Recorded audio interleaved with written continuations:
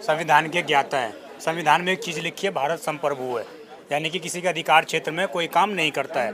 आपको नहीं लगता सीज फायर जो किया गया उसका अनाउंसमेंट अमेरिका के राष्ट्रपति करते हैं, तो कहीं ना कहीं भारत की संप्रभुता उसमें एक हस्तक्षेप डालने का प्रयास किया गया था?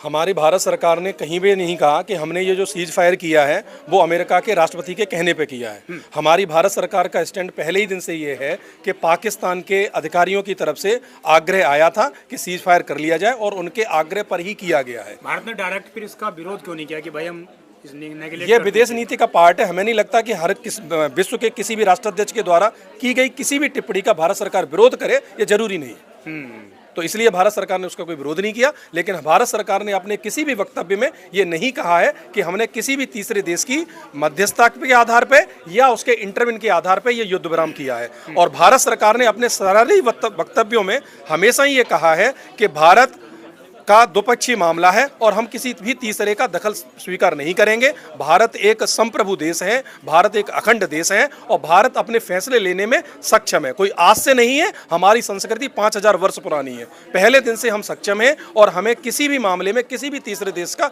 दखल स्वीकार नहीं है। अगर किसी भी देश के राष्ट्राध्यक्ष ने बड़बोलेपन में कुछ कह दिया है वो उसकी व्यक्तिगत राय